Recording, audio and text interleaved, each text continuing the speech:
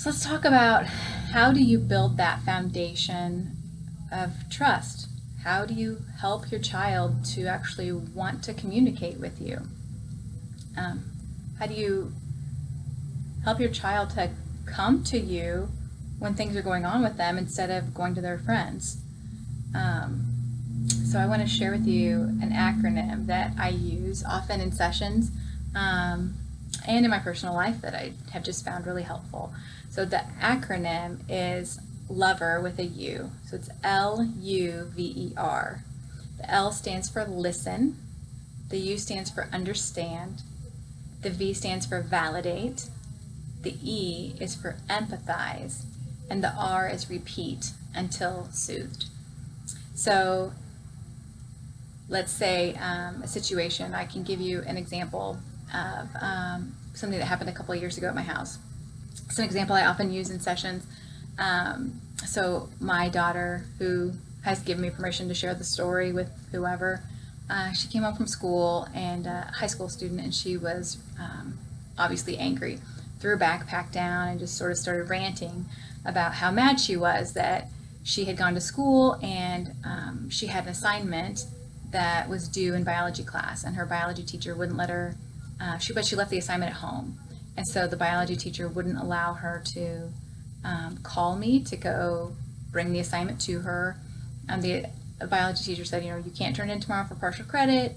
You can't do, unless this assignment's in my hand right now, you just get a 0 on it.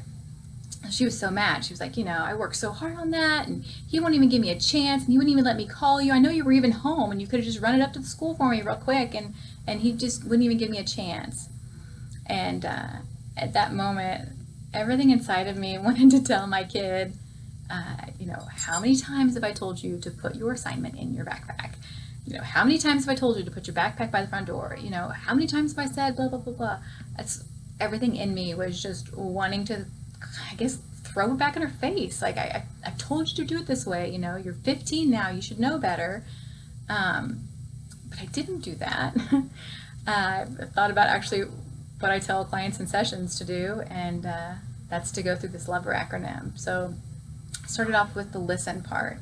And so what I did was I obviously listened to everything that she said that I just mentioned, and I asked a few points of clarification, like, is this the assignment that I saw you working on last night?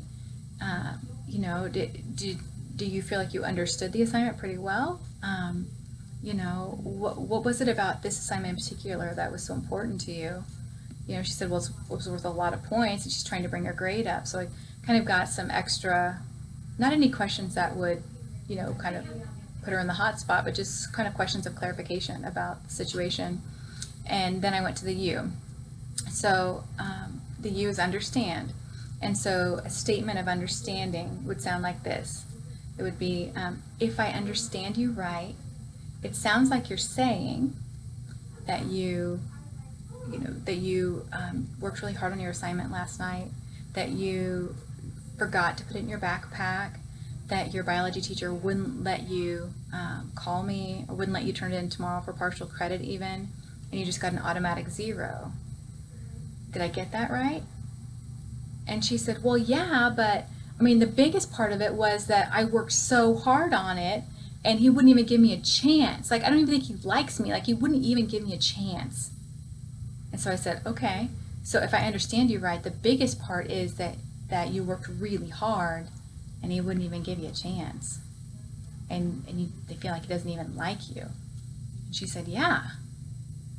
So then I went down to the V, which is validate. And I said, honey, this has got to be so hard. And I think, if I were in your shoes right now, I'd be really ticked off too. I can imagine if I were sitting in that class, I would have been disappointed in myself and really angry at my teacher too, because he wasn't even giving me a chance. And I feel like you have every right to be angry about this situation. I think anybody in your shoes would be really angry right now. And then I went to the E, which is empathize. And I said, babe, this has to be so hard. It has to be so hard because you're you've started off in this new school and you don't know a lot of people, and it's just got to be really rough to go to, we previously had homeschooled, so to go from homeschooling into a public high school with 2,000 students and, not be familiar with kind of all the rules and the way things go, that's got to be really tough. And, not to be in this habit of, making sure you have your assignments in your backpack. We homeschooled, so having your assignment on the kitchen table was fine for the first, 8 years of your education, and now it's not. And so it's got to be especially hard, just, this transition into trying to remember all the things you've got to remember now that you're in the public school setting, transferring that from a homeschool setting. And she said, well, it's really hard. And you know what else is hard? I was in PE class and I overheard 2 girls talking about me, saying that they heard that I was making out with some boy. Mom, I've never even kissed a boy. I'm not interested. I don't know who the boys are. They said this name. I don't even know who that kid is. I don't know who these girls are. I hate the school. I never want to go back. So at that point I repeated. So the next one's R. I went back to the top. And then I listened to what she had to say about that situation. I sought to understand what she said. If I hear you right, it sounds like you're saying. I validated her feelings. I would be so angry or upset too, or I'm sure any teenager in this situation would be upset. And the empathize part, this has got to be terrible, or I know this is so hard. When you go through that, when you truly listen to somebody, seek to understand them, and seeking to understand really proves to them that you heard them, validate their feelings and empathize with them without any judgment. When you do that, they want to talk more.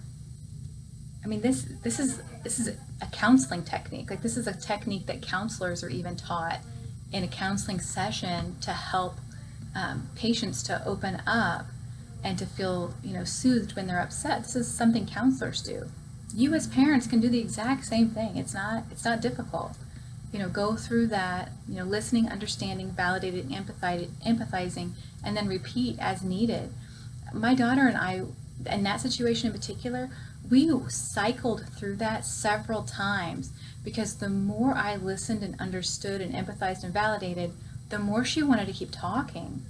And I learned all sorts of stuff about that kid that I didn't know previously, just because I was giving her my time and attention and really actively listening to her and validating her.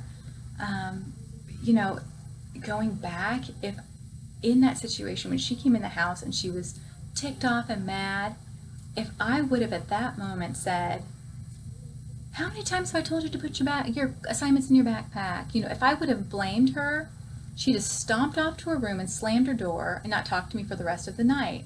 I would have cut conversation off right there. She'd probably be crying in her bedroom, angry, probably texting all of her friends about what a terrible mom she has, right? And it would have solved nothing. It just would make her feel 10 times worse, make me feel like I'm a bad mom, and at the end of the day, we've got 2 people that feel hurt and misunderstood and regretful. Instead, I was able to go through this with her, and I learned a ton from her. I learned a lot of things that I don't think she would have told me otherwise, and it built a bridge of connection between the 2 of us. And so in that's like the sweet spot, that sweet spot where you and your kid are like this, right? You seeing eye to eye, you understand each other, and she knows that you're there for her, and you can trust that if there's big stuff going on that she's going to let you know. That's such a great place to be. It's so supernatural and supernatural, not compound, but 2 separate words. It's supernatural, very natural for your kid to not want to talk, like not want to talk to you if they feel like you're going to judge them. And it's the same for me, and I'm sure it's the same for you. Nobody wants to talk to somebody who's going to judge them, right? We'll just not talk to that person anymore if they're going to be judgmental. That's why it's so important that you just accept your kid where they are and for who they are, and go with the feelings instead of trying to teach them a lesson all the time. Because once you've been fired as that manager, that teaching a lesson part has got to go to the wayside, and you've got to be in a place where you're building a bridge, you're building that connection with them, so that when things happen in their life, you're the one they want to talk to. It's super important, really important that you're available when your kid wants to talk. So there are typically 2 times that a teen is open to conversations. It can be in the car, so if you're driving around in the car with your kid, or it might be late at night. Let's talk a little bit about this idea of in the car. So that's like a side-by-side conversation, right? Typically, and I'm going to be gender specific again, but typically men do a lot of communication side by side. So they might go fishing together, or they will drive in a car together. So maybe like, a dad and his son might, go on a drive, go fishing, play video games, something like that, where they don't look at each other, but they're sort of shoulder to shoulder. Oftentimes, women will, and you think, to go back a second, even little boys, when they're socialized as little boys, what do they do together? You get little boys together on a play date, they go ride bikes, they go jump in the creek, right? They have an activity that they go and do, and they don't look at each other so much. I mean, they're riding bikes, they're not staring at each other, they're just riding bikes and laughing and talking while they ride bikes at the same time. That's kind of typically, if we were to stereotype, typically the way that boys want to communicate. Girls, on the other hand, will often communicate face to face. So even if you think of like little girls, how do little girls socialize with each other? They have a tea party. They sit together face to face and have their little pretend tea. Little girls typically do that kind of thing. They play dress up and then they sit down and they look at each other. Girls typically will do face-to-face communication and feel most comfortable face-to-face. Boys will often feel most comfortable side-by-side. So I'll go back. What I was saying is that there's typically 2 times that a teen is open to communication. Sometimes in the car, they will be, or it might be like late at night. Have you ever heard of the term late night confessions? So most teens are more likely to open up late at night and maybe over a snack. So it might be worth a nap or even setting your alarm for midnight to specifically be awake during the time when your teenager actually might be open to talking.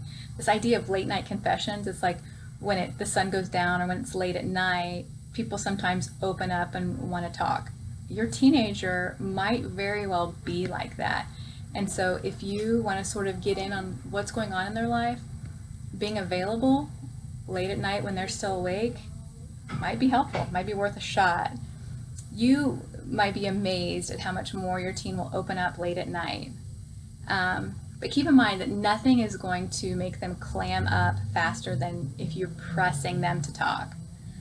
If they feel like something's up, if they feel like you're maybe overly attached to the idea of them opening up to you, then they will totally shut down. So you have to find ways that you can be in proximity where you're both potentially available without it seeming like a big demand. So obviously you don't want to go sit down on their bed and be like, so what are you doing? What's up? Let's talk. Don't be weird. Just be available. So if they're on the couch watching TV, you might get up, what are you watching? And sit down and watch it with them and see if they want to open up. Being available, spending time with them is imperative. You can't have a relationship with someone that you don't spend time with. I'm sure you've heard it said before that, kids spell love, T-I-M-E. They really do. They want your time. They want your time and attention. Now let's say in that situation, you get up, you're, in the midnight, your kid's sitting on the couch watching The Office or something on TV or on their computer. If they actually do start to open up or talk to you about something, that is when you just want to listen. Just listen. Be available. You can go through that lover if you need to. just listen, listen, listen. And you might ask questions. Type of questions that you might ask are not the type of questions that Johnny Cochran would ask, okay? They're the type of questions that just show a curiosity. So it might start with, I wonder why blank. I wonder why Samantha broke up with Travis. I wonder why your teacher would say that you have a 50% on a paper that was really good. I wonder why, blah, blah, blah. So just asking questions and being sort of curious about things. When you're sort of curious about something, you're not super attached to it. You're just, I wonder. That's it. It's a good way to kind of jump in and say something if you want to. Otherwise, just keep your mouth shut. Don't say anything. Another idea is that it's just really important to let your kid be themselves. And part of that is letting your teenager own their own stuff. So, for example, your teen is still maybe learning rules of grooming, or maybe experimenting with a new identity every week. It's really important that you just kind of let them be them and let you be you. Have some sort of a separation from them on that type of stuff. If you think your son would look better with his hair off his face, or you think your daughter might look better if she wore a different color lipstick, if you think your son needs to wash his face more often, be sure any sort of suggestions are made super tactfully and maybe only once. So if you are continually telling your daughter, you really need at least a little mascara. If you're continually telling your son, I just really don't like your hair that way.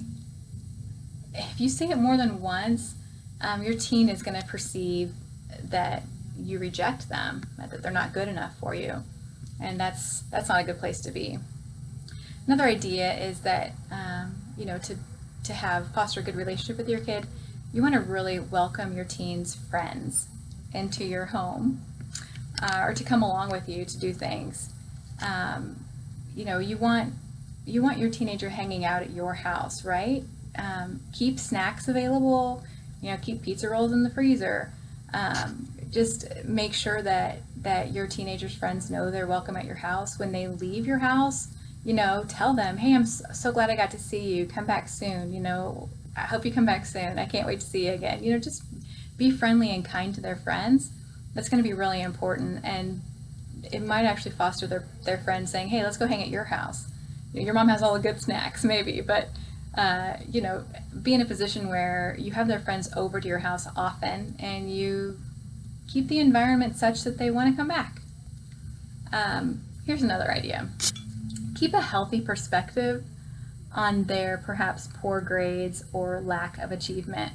So if you have a kid who needs academic help, let them know that you're available, or that you're willing to obtain any and all resources, tutors, whatever they need to get the help that they want.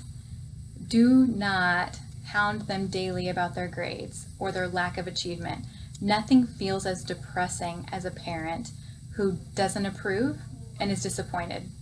Nothing will kill your relationship with your child faster than if your child's failure or their failures are a topic of conversation that you regularly bring up. Remember, you're a consultant. Be available if and when they need your help in whatever way that you can help them. Another idea is just to praise their effort instead of the end result. What I mean by this is that parents should be much more concerned with the time and attention that their teenagers put into a project than what the final grade actually was. So, especially in circumstances where your child has put a lot of effort into, let's say, an assignment, but didn't get the grade that they were hoping for, that's when you need to praise their effort doubly, because they aren't getting that from their teacher. So focus on their character, focus on character traits over grades every time. So focusing on what a hard worker they are is so much more important than focusing on a D. I would much rather have a child who's a hard worker and puts a lot of effort into what they do and ends up with a C than one who slacks off and makes easy A's. I would much prefer a kid with great character who's a hard worker. Here's another thought, something else that might bring you together and have closer connection with your kids. Just have fun together. It's essential that you and your teenagers find ways to enjoy each other's company. Since your teen maybe won't necessarily think what you want to do is fun, that means you'll have to pay attention to what they think is fun and join them. Having fun together makes it more likely that your teen will want to talk to you. You know, if you invest the time and invest time into fun stuff with them, they're going to like you. They're going to like you more and want to chit chat with you. You know, my mom's fun. She's fun. My dad's cool. Like, he's fun. We hang out. Not cool like he gives me pot, but cool like, you know, we race cars or do paintball or whatever. Just doing fun things together. In these fun times, do not bring up that last fight you had with them. Do not bring up their grades. Do not bring up that friend of theirs that you wish they would dump and get away from. Do not bring up that they haven't done their chores all week. Don't bring up the bad stuff. If you're having fun time with your teenager, then it's fun time and you're sticking to the things that really matter. At the end of the day, what really matters is that you and your teenager have a connection, that the two of you are like this, and that you have a strong relationship with each other, that you know that no matter what happens, that you're there for them and they know that you are. It's important. Another idea is that you want to place a premium on relationships in your family by spending some time together every single day. So whether it's just 5 minutes at bedtime or when they come home from school for 10 minutes, just want to make sure that you have time to connect with your teenager every day. If your teenager is resistant to spending time with you, develop some routines where you can share something that your teenager enjoys doing. So maybe you have a ping pong table that they like to play ping pong, you like to play ping pong, or maybe you have have a cup of tea together every night, or you take a walk on Monday evenings, or maybe there's a TV show that you both enjoy watching. Get into Gilmore Girls or something, and you don't watch it without her, and she doesn't watch it without you.